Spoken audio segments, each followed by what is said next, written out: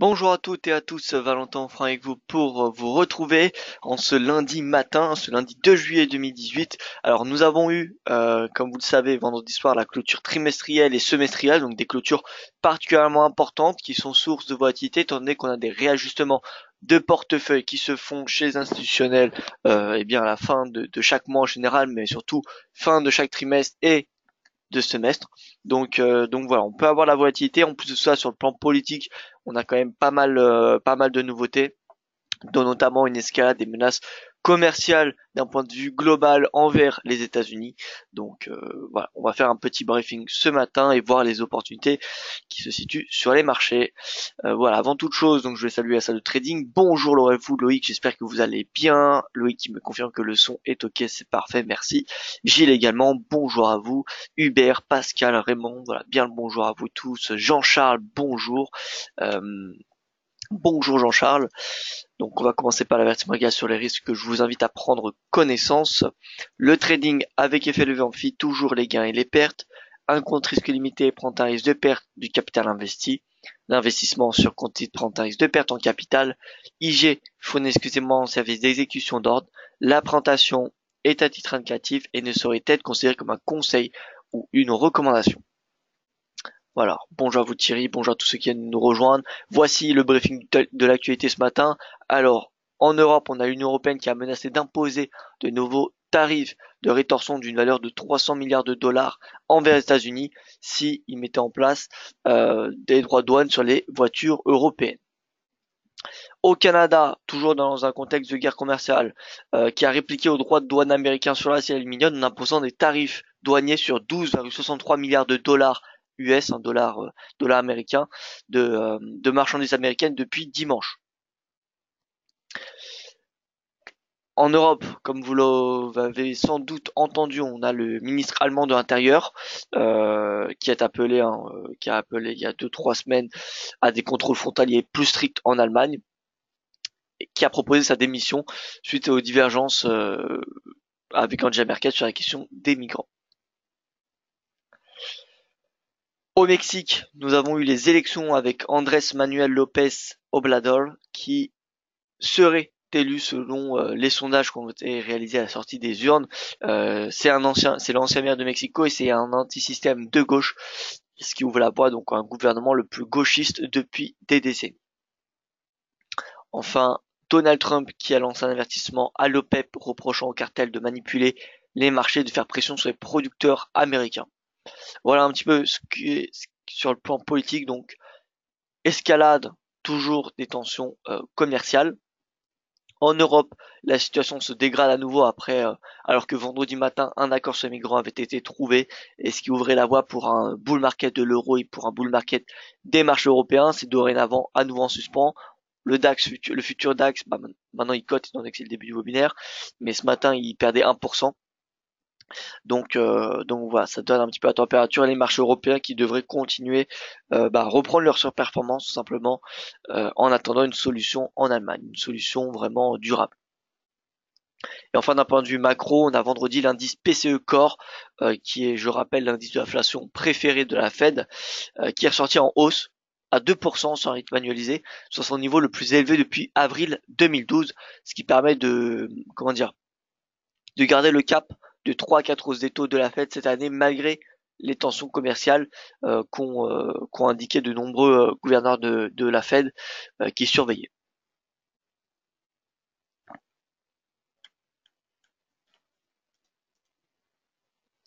Au niveau du résumé de la séance asiatique ce matin, nous avons le Yen Index qui progresse naturellement avec ce contexte de nouvelles tensions commerciales. À l'inverse, tout ce qui est AUD, CAD, Euro, GBP, bref, toutes les autres devises sont en baisse. Le gold recule sous pression à cause du dollar. Comme vous savez, deux devises qui s'apprécient le plus dans un contexte de guerre commerciale américaine, c'est le yen et le dollar. Donc forcément, hausse du dollar, baisse de l'or. Le Nikkei qui perd 2% et Hong Kong qui est fermé aujourd'hui. Hong Kong et Toronto. Au niveau du calendrier économique, nous aurons à 9h30 l'indice PMI manufacturier de la Suisse, celui à 10h30 de la Grande-Bretagne, à 11h le taux de chômage de la zone euro, et enfin les indices ISM manufacturiers à 16h aux États-Unis. Donc ce sera plutôt une journée assez chargée tout de même, avec surtout le taux de chômage qui a tendu à changer mais qui pourrait surprendre positivement. Et enfin à 16h l'indice ISM manufacturier aux États-Unis. Donc on a quand même un lundi plutôt occupé, alors que habituellement lundi c'est plutôt assez calme d'un point de vue macroéconomique. Donc on voit ce matin, regardez ce graphique, USD yen, devises les plus haussières face à l'AUD, le CAD et l'euro. Donc euro, c'est à cause des tensions en Allemagne, AUD CAD parce que c'est les deux devises les plus exposées au protectionnisme américain.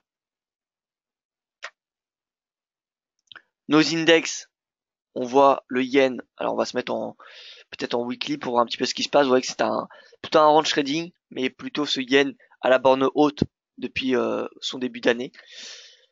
Le NZD était en baisse. Il est à un plus bas, vous voyez, depuis octobre. L'AUD teste pour la xème semaine consécutive cette trendline. L'euro qui rebondissait depuis quand? Depuis la fin mai. Et bien vous pouvez voir ce matin il est plutôt dans le rouge. Le GBP consolide et je pense que le GBP du coup a une fenêtre pour surperformer l'euro. On va voir ça dans un petit instant. Le franc continue de progresser. D'ailleurs le franc c'est la devise qui s'apprécie le plus qui s'est appréciée le plus au deuxième trimestre. Donc premier trimestre, devise qui s'est la plus appréciée, le yen. Deuxième trimestre, le CHF. Donc c'est plutôt, vous voyez, des devises refuges qui s'apprécient, qui surperforment depuis le début de l'année.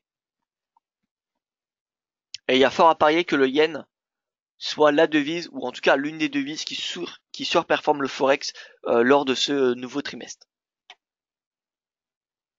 Donc franc-suisse, haussier, regardez en journalier, continue à progresser. Donc c'est la tendance, elle est pas un momentum vraiment hyper important, mais on peut voir que la tendance, petit à petit, de toute façon, les plus hauts sont de plus en plus hauts et les plus bas le sont également. Donc on a une tendance haussière. À noter que le prix a parfaitement rebondi. Donc c'est le CHF Index, hein, c'est pas l'USD CHF, c'est pas l'euro CHF, c'est CHF Index, c'est le franc suisse, comme vous pouvez constater avec toutes les autres devises majeures. Et on peut voir qu'on a eu un parfait rebond sur la moyenne mobile à 20 jours. L'USD, on peut voir que il a du mal à continuer à progresser. On a en plus de cela une divergence baissière sur le momentum. Donc prudent sur les positions achetées sur le dollar, c'est toujours possible, mais voilà, faut être vraiment prudent parce que on pourrait avoir un retournement. Et le CAD qui avait bien rebondi ces dernières séances grâce à la hausse des cours de pétrole, eh bien on peut le voir consolide à nouveau, mais voilà, les devises les plus baissières ce matin, on voit c'est l'AUD, le CAD, l'euro. Et à l'inverse, CHF, yen et franc, c'est les devises les plus haussières. Alors on regarde sur notre plateforme Pro Real Time. Nous avons devant nous DXY en 4 heures. Tant qu'il est dans ce canal, alors on va déjà se mettre en journalier. Enfin, on a un canal haussier dans lequel le cours évolue. Ce début du canal haussier, c'est globalement le début de l'escalade des tensions entre les États-Unis et la Chine. Tensions commerciales, bien évidemment. Et c'est ce qui alimente concrètement ce bull market. C'est depuis qu'il y a les tensions commerciales entre les États-Unis et ses différents partenaires économiques que le dollar est haussier. Et par contre, on peut voir qu'on a eu 2 échecs de test des 95 points. Donc tant que le cours se situe sous 95 points, j'aurais plutôt une opinion baissière. Donc supporté à court terme par cette oblique, mais sous pression par les 95 points. Donc voilà, la cassure sera décisive. Si on a une cassure à la baisse, l'objectif sera baissier jusqu'à 92 à peu près, 92,50, 92. Et si on a une sortie par le haut, eh bien il faudra viser le haut du canal, c'est-à-dire les 96. L'euro-dollar par conséquent est sous pression. C'est à cause de la baisse de l'euro que le Dixie est à la hausse. Et pourquoi il y a la baisse de l'euro? Simplement parce qu'il y a des tensions en Allemagne. Donc, ce qui alimente ce matin, il y a 2 choses qui alimentent ce matin la hausse du dollar, c'est 1, l'escalade des tensions commerciales, mais 2, surtout, le deuxième point, c'est la situation en Allemagne qui inquiète les marchés. Du coup, on a les marchés actions européens dans le rouge, l'euro dans le rouge, et si on regarde les marchés obligataires européens, on regarde le Bund progresse.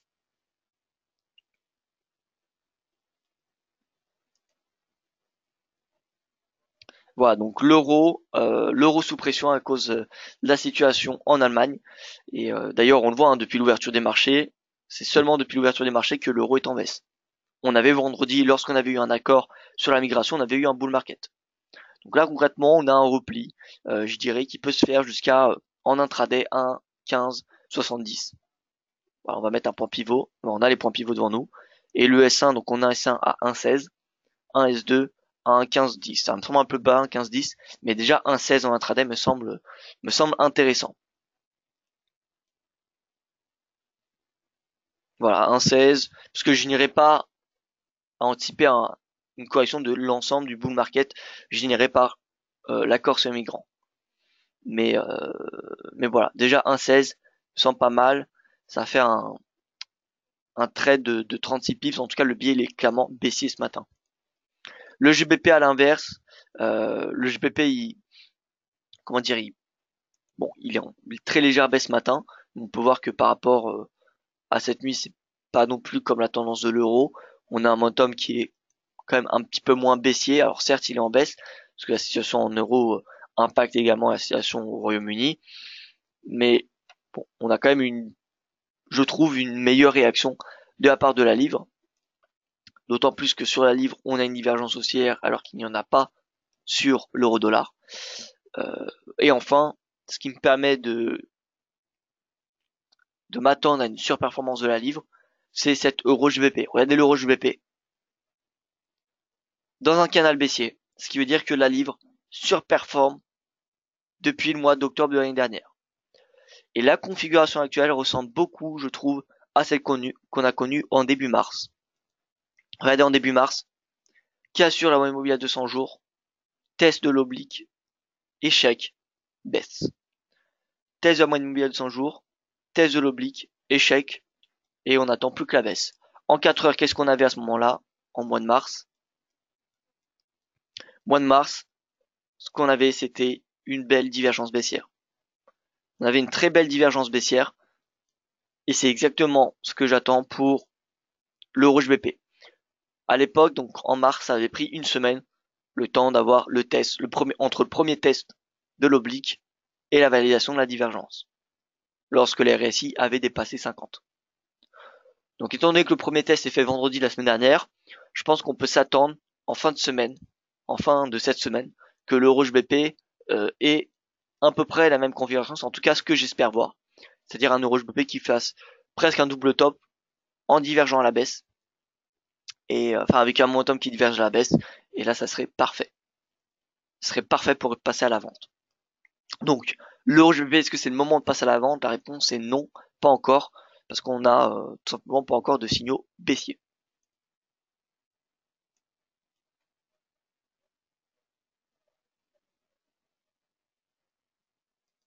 Alors Thierry qui nous dit il y a un truc qui m'échappe avec cette guerre commerciale déclenchée par Trump contre les Chinois, contre les Européens. Comment se fait-il que l'on ne voit pas d'impact sur l'économie US qui caracole au plus haut?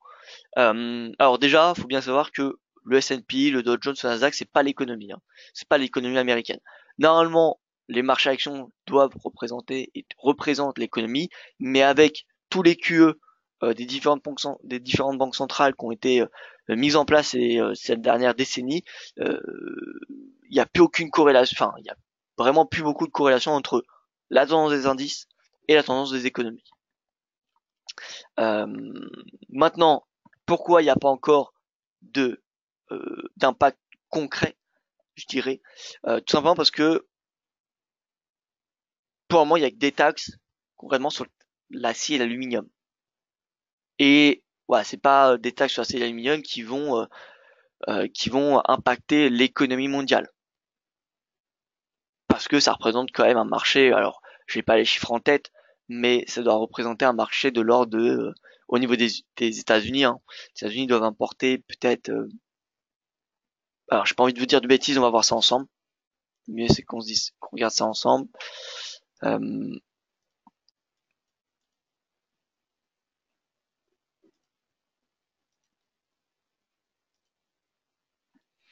Alors, le mieux c'est d'aller sur à la source hein, des comment dire des informations. Alors voilà.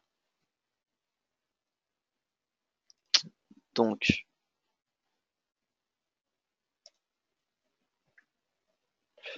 balance commerciale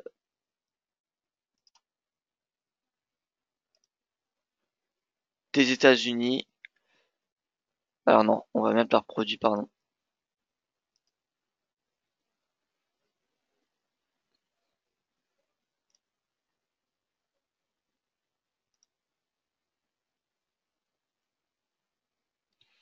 Alors acier et aluminium. Donc nous allons voir ça.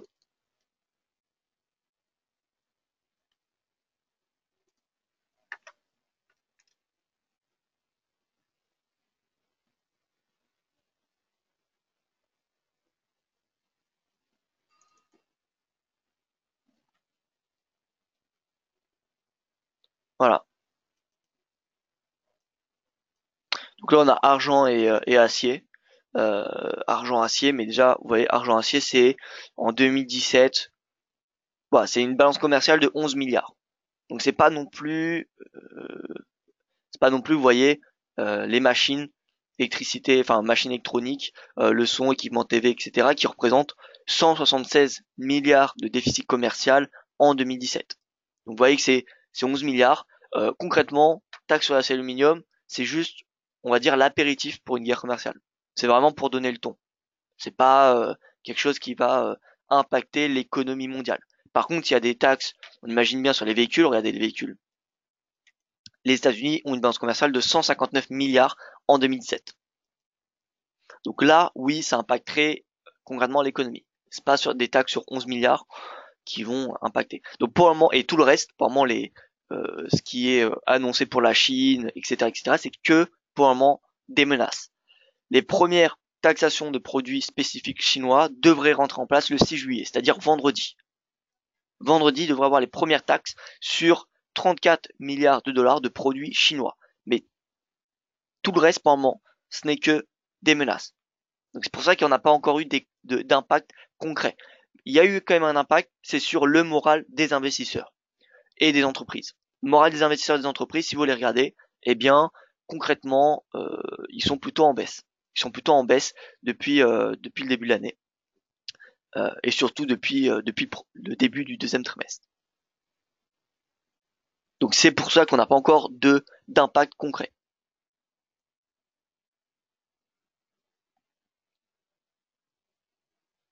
Voilà, acier et alu, taxe en place. Le reste, c'est seulement des menaces pour le moment. Pour ce qui est les voitures européennes, c'est des menaces. Les 452 milliards de dollars de produits chinois, c'est des menaces. Mais comme je l'ai dit, on a 34 milliards qui devraient déjà être taxés à partir de vendredi. Mais bon, c'est pas encore fait. Euh, voilà.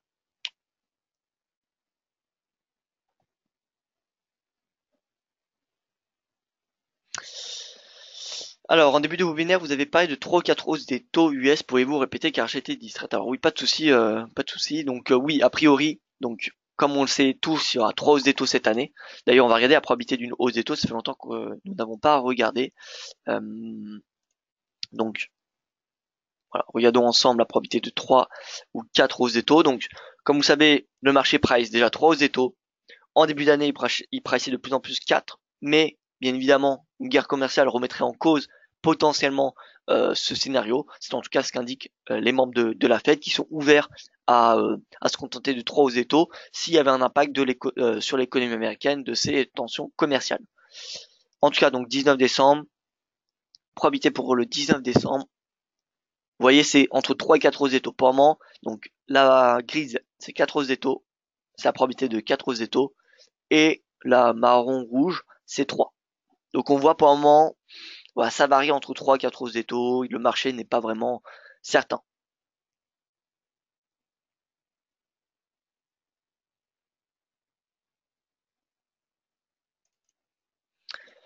Voilà, donc bref, d'un point de vue trading euro GBP, on attend la fin de semaine et je pense que la fin de semaine, ce sera l'opportunité de passer à la vente.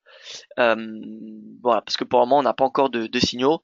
À noter toutefois qu'on a là on a quand même, euh, alors c'est pas une shooting star étant donné qu'on n'a pas le gap, on n'a pas le gap entre jeudi et vendredi, ce qui est bien dommage. Mais voilà, ça ressemble plutôt du coup à une étoile du soir avec une grande mèche. Plus la mèche est grande comme ça, avec le corps en bas, et plus ça montre quand même un sentiment baissier. Ça veut dire qu'on a eu un sentiment bullish en début de séance et ensuite un fort sentiment baissier.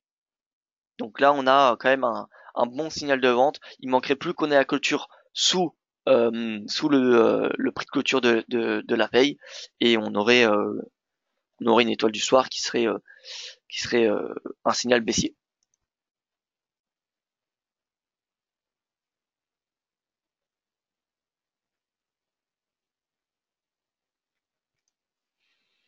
Alors je vais répondre sur l'or, hein, j'ai une question mais je vais y répondre donc juste après. NZD-USD, bon, assez plus bas depuis maintenant, vous voyez, pas mal de temps. C'est plus bas depuis mai 2016. Voilà, le NZD, comme je vous l'ai dit, NZD, AUD, CAD, c'est les trois devises les plus exposées aux tensions commerciales. Donc dès qu'on a des tensions commerciales, forcément on a ces devises qui sont les plus pénalisées. À noter toutefois que l'AUD surperforme depuis, puis vous voyez, avril et, euh, et juin. Donc voilà, toutefois l'AUD arrive bientôt sous résistance, qu'on peut constater. Donc ça peut être le moment où l'AUD va à nouveau sous-performer le FX. Pour le moment, on voit que c'est le NZD. Si l'AUD NZD est haussier, c'est-à-dire que le NZD sous-performe.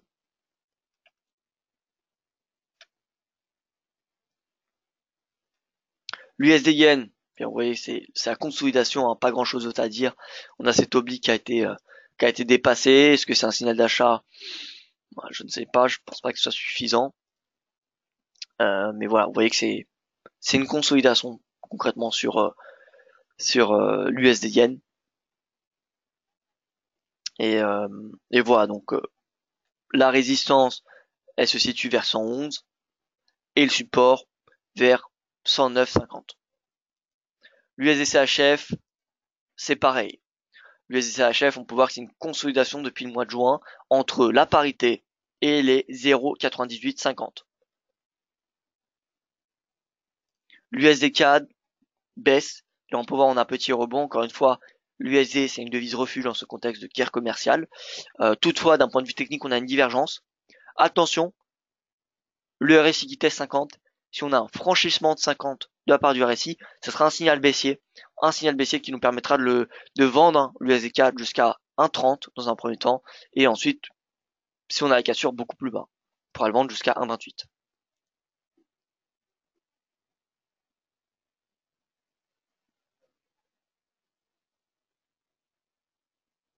Alors, Thierry qui nous dit, les hausses des taux US par rapport aux taux européens très faibles. La monnaie US devient de plus en plus intéressante pour gérer de la trésorerie. N'y a-t-il pas un risque de voir de gros capitaux quitter la zone euro pour aller s'investir sur les US et donc faire baisser les indices européens et faire monter les indices US?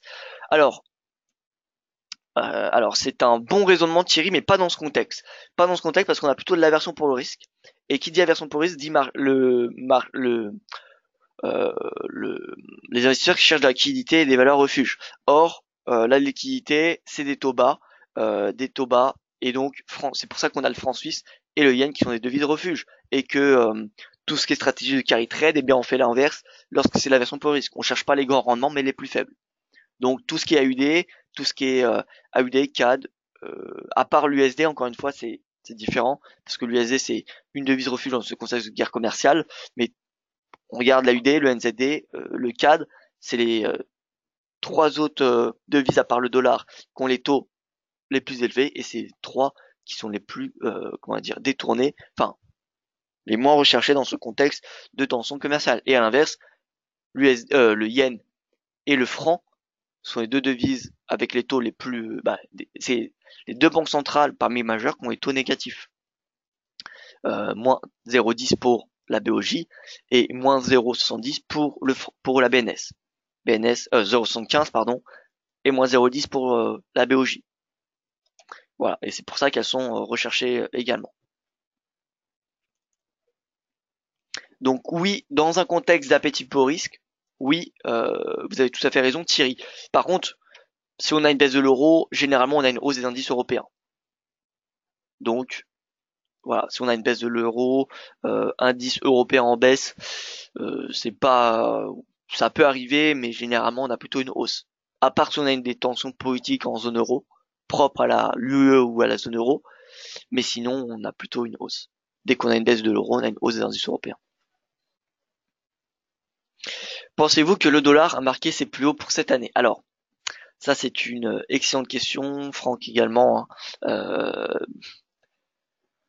Honnêtement, j'ai le sentiment que oui, mais voilà, apparemment c'est qu'un sentiment et je préfère pas me baser sur un sentiment pour vous dire si on a fait le point haut ou le point bas.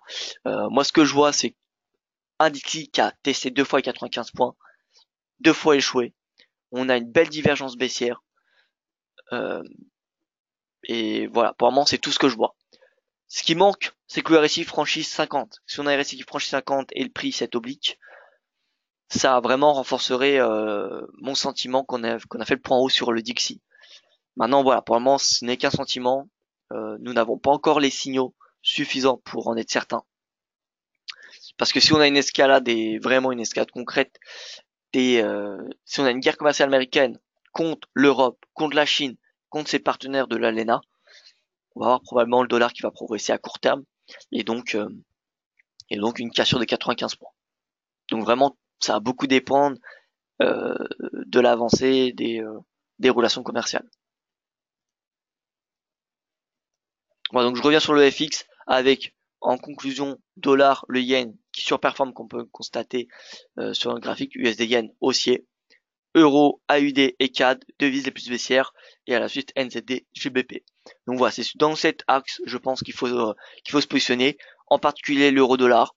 L'euro dollar, on l'a vu, un point pivot en intraday, enfin point pivot, le S1 en intraday à 1,16, l'AUD USD, point pivot, le S1 également, ça peut se viser.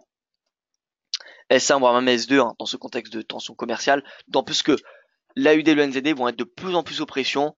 Plus on va s'approcher en fin de semaine, plus ils vont être sous pression étant donné que je vous rappelle, le 6 juillet, donc vendredi, on a normalement la mise en place de taxes sur 36 ou 34 milliards de produits chinois et réciproquement les Chinois ont imposé 34 ou 36 milliards de dollars des taxes pardon sur 34 à 36 milliards de dollars de produits américains. Donc la source de volatilité va être de plus en plus importante sur ces devises au fur et à mesure qu'on approche de vendredi. Donc l'AUD a de fortes chances même d'enfoncer son S1, le S2 journalier est largement possible, peut-être pas en intraday, mais d'ici la fin de semaine, les 0,73, ça va probablement être atteint.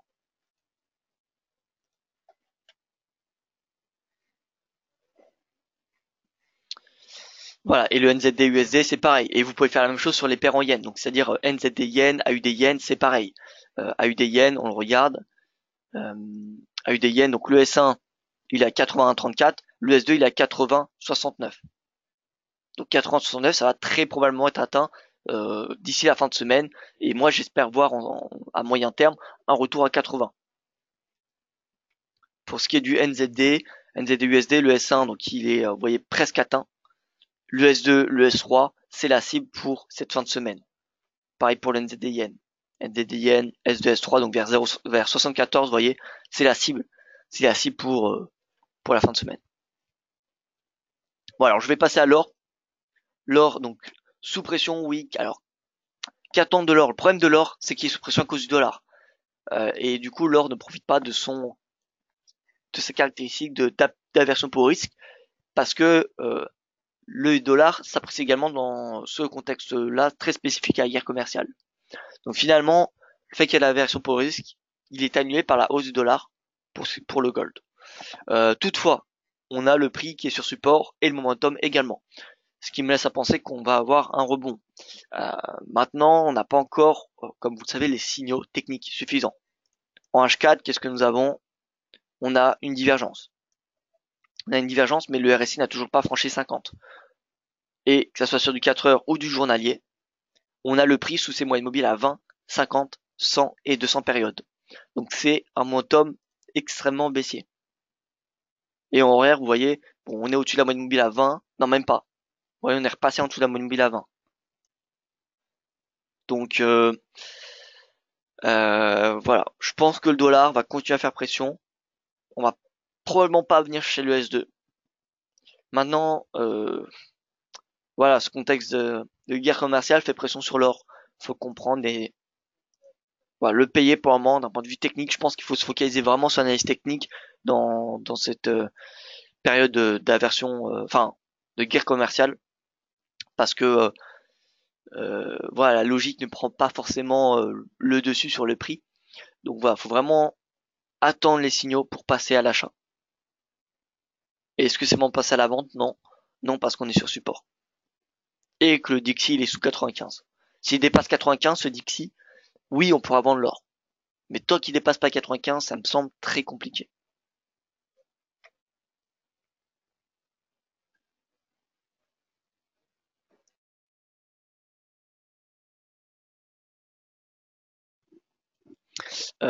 Donc l'or, honnêtement, euh, je suis sur le statu quo. Je n'ai vraiment pas d'opinion, mis à part une consolidation à très court terme entre voilà 1246 et 1255, donc un range de 10 dollars. Pour ce qui est du brut et du Brent, on peut voir qu'on a eu une ouverture qui est un gap baissier. Ouverture qui est un gap baissier sous les 80 dollars le Brent. 80 dollars, ça peut se vendre sur du très court terme. Vous pouvez voir que lors du dernier test, on a eu un échec. Donc pourquoi pas vendre le Brent pour quelques pips, ouais, une dizaine, une centaine de pips, ça me semble possible. Et le brut également, vous voyez qu'il est proche des 75 dollars. Si on a un test des 75, ça peut être une opportunité de vente. Au niveau des marchés actions, le CAC couvre avec un fort gap baissier, puissant gap baissier sur le CAC, pardon, en dessous des 5300 points. Euh, voilà. Donc on a eu ce renversement de situation. Voilà, maintenant on est en bas du canal à nouveau. À nouveau au bas du canal, on a une divergence haussière, une grosse divergence haussière. Maintenant, encore une fois, c'est pas parce qu'il y a une divergence qu'il faut tout de suite passer à l'achat. Moi personnellement, j'aime bien attendre que le RSI, pardon, franchisse 50 pour passer long. Voilà. Prudence. Pour le moment, le momentum il est baissier. Il est baissier sur les indices européens au vu de la situation en Allemagne. Angela Merkel a annoncé que il y aura une conférence de presse, non, une conférence de presse ou une réunion avec les membres du CDU-CSU à 17h. Donc voilà. Je vous rappelle le risque que de cette démission, c'est que le parti CSU qui est allié au CDU, que représente Angela Merkel, eh bien arrête son soutien, ce qui lui ferait perdre du poids à l'Assemblée et même pourrait potentiellement euh, lui donner une minorité. Alors, on va regarder Parlement euh, allemand, CDU, CSU.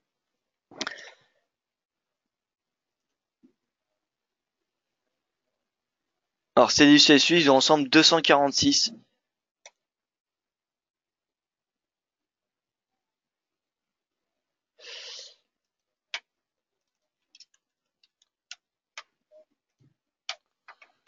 Voilà.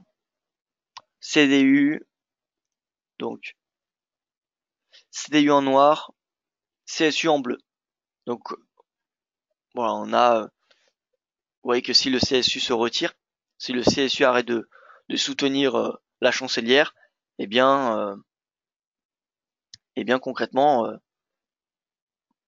enfin c'est cette partie, pardon, le CDU, hein, c'est cette petite partie en bleu, pas la grande en bleu clair, eh bien on aura encore moins euh, de gouvernance, de leadership de la part de la chancelière.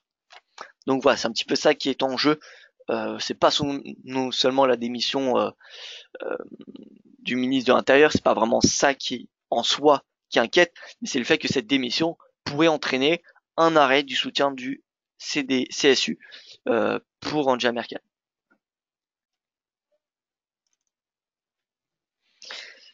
Voilà, et vous imaginez bien que si Angela Merkel ne peut plus gouverner la première puissance économique européenne, eh bien, ça ne donne pas une perspective très positive pour l'Europe. Étant donné que c'est un petit peu l'Allemagne qui a tenu l'Europe ces dernières années, même si elle a beaucoup freiné les réformes, c'est le pays majeur qui n'a pas connu vraiment de crise très importante ces dernières décennies.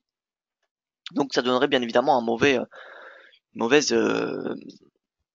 comment dire, en tout cas des perspectives plutôt négatives. Tu nous as parlé du Bund, je n'ai jamais tradé, mais là je suis en train de le regarder. Pourrais-tu nous faire une analyse dessus en UT journalier et en UT15 pour le découvrir? Très bien, Thierry, je vais vous expliquer parce que c'est important de savoir ce qu'est le Bund, enfin comment il fonctionne, etc. avant de le trader. Donc je vais vous expliquer ça dans un petit instant. Tout d'abord les indices européens, donc vous pouvez voir qu'ils sont en bas de leur niveau qu'on a connu ces dernières semaines. Le DAX, il est près des 12 000 points, niveau de support majeur, ça peut se payer. Je vous rappelle qu'on est dans une saison qui n'est pas propice pour les marchés actions. Là, le prochain bull market, il se fait statistiquement début octobre. Et mois de juillet, on a un mois, bon, généralement de hausse, mais très léger, parce qu'on a le début de la publication des résultats. Mais le mois d'août et le mois de septembre, c'est les deux pires mois pour les marchés actions, pour les marchés actions européens. Donc, voilà, ne nous disons pas que 12 000 points, c'est le point idéal pour passer à l'achat. 12 000, c'est intéressant parce que c'est un niveau de support qui n'a pas vraiment été dépassé. Bon, à ce moment-là, pendant quelques séances, on peut voir qu'il a été une zone particulièrement importante ces derniers mois. Donc 12 000, oui, ça peut se payer, mais ce sera probablement pas le point bas de cet été. Le point bas, il pourrait être, eh bien, l'ensemble plus bas qu'on a connu au premier trimestre de cette année. Donc voilà. Mais en tout cas, ça me semble assez logique qu'on va revenir chercher les 12 000 points à court terme. D'ailleurs, le gap, vous pouvez voir, le gap là, le prix il est à 12 166 points. Donc on a seulement 166 points de ce seuil. Donc là, le billet il est baissier. Je pense que le DAX peut se vendre. Il peut se vendre jusqu'à 12 000 pour du court moyen terme.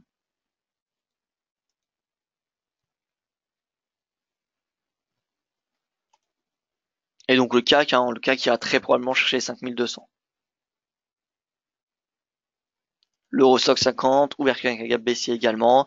On a ce canal et vous voyez qu'on a la cassure par moment de l'oblique en intraday. On a également une divergence haussière, mais voilà, le prochain support c'est les 3003, ça correspond aux 12 000 sur le DAX et aux 5 000 sur le CAC. Donc si vous êtes baissier sur le DAX et le CAC, vous l'êtes également sur l'Eurostoxx 50. Et si vous visez les 12 000 sur le DAX et les 5 100 sur le CAC 40, dans ce cas-là, vous pouvez viser sur l'Eurostoxx et 3 300 points.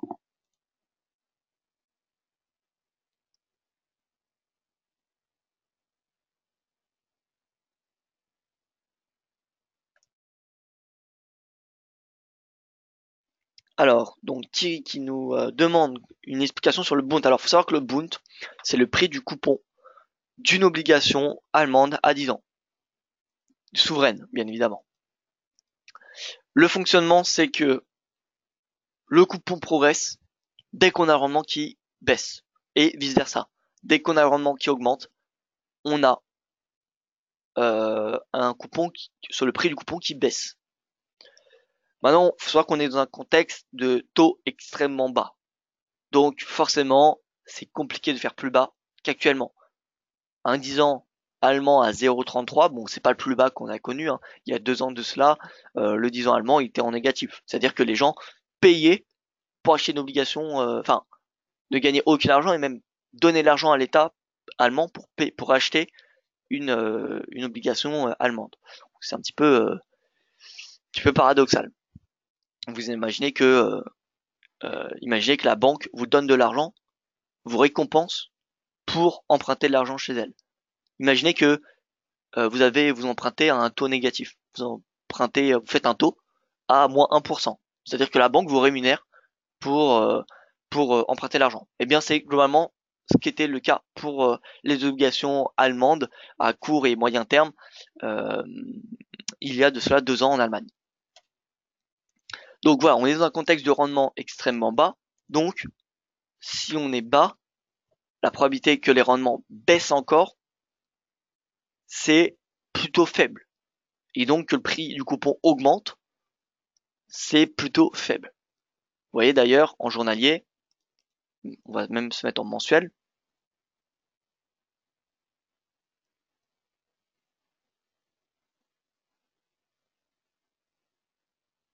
Ah, bon, j'ai pas le tout historique, mais là, en fait, ce qu'on a ici, c'est le point haut. C'est le point haut depuis je ne sais pas combien d'années.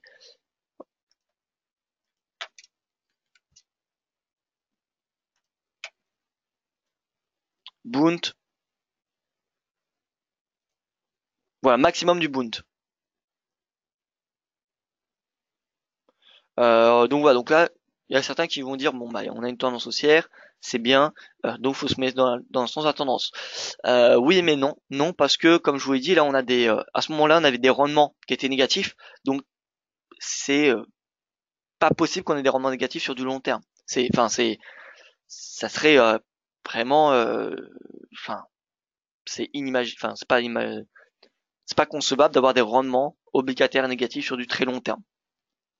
À part si on a une crise, si on a un choc, là dans ce cas-là, pourquoi pas. Mais ce n'est pas le cas. Donc on a vraiment ici une probabilité de retournement qui était extrêmement élevée. On va ajouter à cela le 10 ans allemand. Oui, donc c'est l'inverse. Hein. Donc ça c'est le rendement du coupon. C'est le rendement. Vous voyez donc le point bas, le point haut. Donc là, si on juge que la poétique de la BCE va se durcir petit à petit, on anticipe alors que les rendements vont progresser et donc le prix du coupon va baisser. Faut savoir que sur les 30, 40 dernières années, les rendements obligataires n'ont fait que baisser. C'est pour ça qu'on a une tendance haussière. Il faut pas tomber dans ce piège. C'est-à-dire que oui, on a une tendance haussière, mais là on arrive à un plafond. On arrive à un plafond qui est extrêmement important. Donc voilà, si on pense que la politique monétaire de la BCE va se durcir, dans ce cas on a les rendements européens qui vont comment dire progresser et donc le prix du coupon qui vont baisser. Voilà, donc c'est plutôt dans cette tendance, je pense qu'il faut se positionner. Et justement, dès qu'on a des replis du Bund, eh bien c'est dans ce sens qu'il faut se positionner. Et là on voit qu'on a le point haut.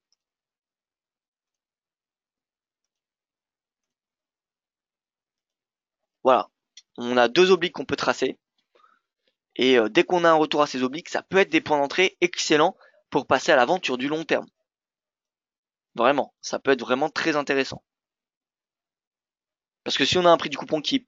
Là, en fait, la tendance du Bund, c'est vraiment la tendance du marché obligataire. Dès que le Bund y est haussier, on a le marché obligataire européen qui est acheté. Enfin, généralement. À part qu'on a des divergences comme la crise en Italie, où dans ce cas-là, voilà, on a des rendements qui s'écartent. Enfin, un écart des rendements qui grandit. Mais sinon, d'un point de vue général, la tendance du Bund résume assez bien la politique monétaire de la BCE. Voilà, donc dès qu'on arrive trop haut sur le Bund, c'est le moment de vendre. Et là, on a des obliques qui me semblent intéressantes. Vous voyez que sur celle-ci, attendez.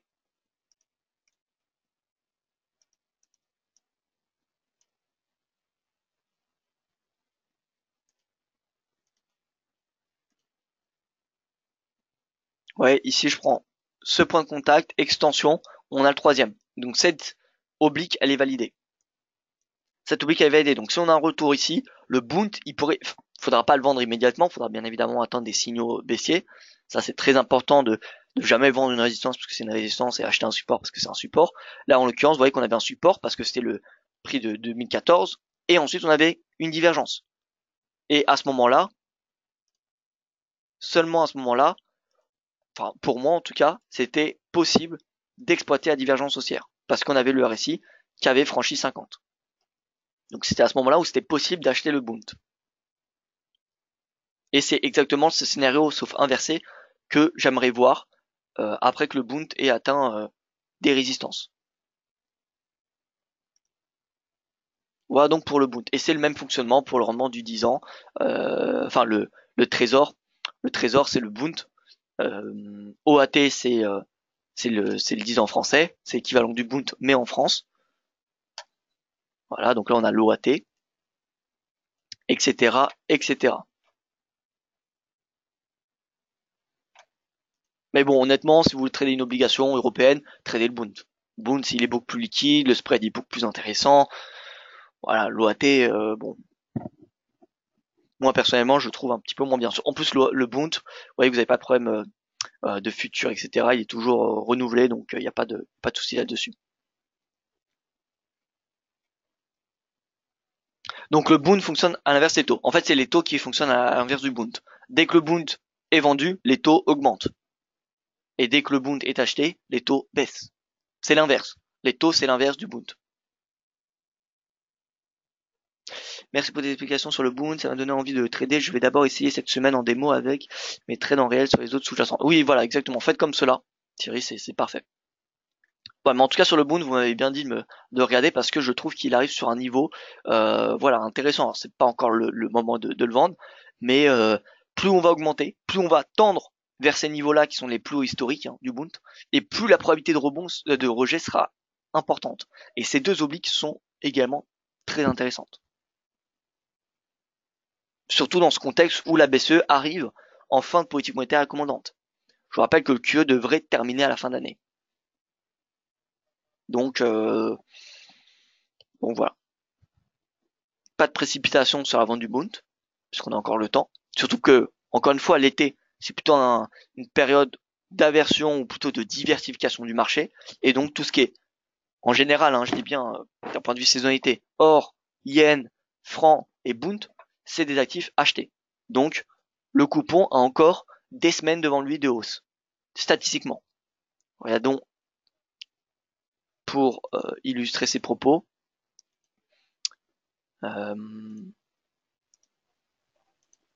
Donc un site, je ne sais pas si vous connaissez, c'est Equity Clock. Bon, on regarde de temps en temps ensemble pour les habitués. Alors, benchmark, on va mettre le Bund. J'espère qu'ils l'ont. Alors non.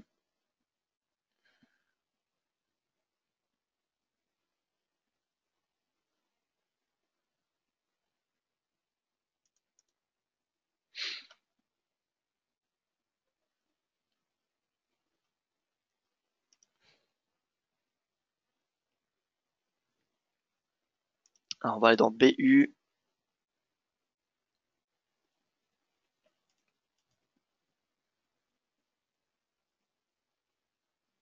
Ah, c'est pas très par ordre alphabétique. Bon, tant pis, écoutez, je ne le vois pas. C'est bien dommage. C'est bien dommage. Donc tant pis. Écoutez, pas de saisonnalité pour le Bund. Si vous le trouvez, écoutez, tant mieux. N'hésitez pas à m'envoyer le lien. Je pense qu'il devrait être dans ce site, mais bon, il y en a des centaines, voire des milliers, je ne sais pas, donc on va pas le chercher en live. Voilà, donc bon. En tout cas, faut savoir que, je vais vous faire voir, que la version pour le risque, comment dire, domine statistiquement pendant l'été. Ça ne veut pas dire que pendant tous les étés, on va avoir une baisse des indices européens au mois d'août, mais comment dire, ça donne un petit peu un ton, une tendance à suivre. Voilà, donc indice majeur, Treasury Bond. Voilà. Donc là, on a l'équivalent du Bund, mais version américain. Et vous voyez, 12 mai, 7 octobre. L'été, c'est le moment où, statistiquement, on a une hausse la plus probable. On a le bull market du trésor américain. Et à l'inverse, tout ce qui est marché action, vous voyez que ça reprend. Donc TSX Composite, le S&P, le Russell, le Nasdaq, le Dow. Ah bon, Nasdaq c'est un petit peu différent, mais vous voyez donc S&P qui est le benchmark américain, le bull market c'est du 28 octobre au 5 mai. C'est pour ça qu'on dit sell in May and go away. Parce que en mai généralement c'est le début du bear market. Et au niveau des commodities, vous voyez que or bull market 27 juillet, silver à partir du 28 juin, copper le 27. Donc voilà, on a plutôt tout ce qui est la version pour risque qui domine pendant l'été. Bon, on n'a pas le yen. Alors on peut peut-être regarder Forex rapidement. Japanese yen. Donc je suppose que c'est l'USD yen. Bon, en tout cas, vous voyez, juin, juillet, voilà. Juin, juillet, octobre. Octobre, on a le début du bull market sur les indices. Baisse. Mais point bas. Pourquoi point bas Pourquoi pas en bas? Tout simplement parce qu'on a un changement. Donc en fait, ce qu'il faut comprendre, hein, d'un point de vue investissement, plus que trading, hein, je trouve, d'un point de vue investissement, l'appétit pour le risque, statistiquement, c'est d'octobre à mai, et ensuite c'est de l'aversion pour le risque pendant l'été. L'aversion, de la diversification, vous appelez ça un petit peu comme vous voulez, mais voilà, en tout cas, on n'a généralement pas de bull market sur le marché actions, et à l'inverse, tout ce qui est devise refuge s'apprécie, ont tendance à s'apprécier. Voilà donc pour ce point de marché, j'espère que ça aurait été clair. En conclusion, donc les devises, encore une fois, dollar et yen s'apprécient. Et vous voyez que ça fait une heure que nous sommes ensemble, presque une heure, et vous voyez que les tendances sont pas vraiment changées, mis à part que l'euro se déprécie encore plus. Donc euro, AUD, NZD, devises plus baissières, et inverse USD yen, devise forte. Et donc on met des points pivots S1, S2 à viser pour du day trading ou pour du swing. Voilà un petit peu la tendance qu'il faut regarder, euh, je pense, pour aujourd'hui. Voilà, donc pour ce point de marché, je vous remercie pour votre attention. Je vous souhaite une excellente journée. Je vous dis, eh bien écoutez, à 13h, hein, pour ceux que je retrouverai pour le point de marché spécial crypto. Et sinon, eh bien pour ceux que je ne retrouverai pas au spécial crypto, je vous dis à demain matin, 9h, même lien, même point de marché, même heure, voilà, pour un nouveau point de marché complet. Excellente journée à vous et à demain.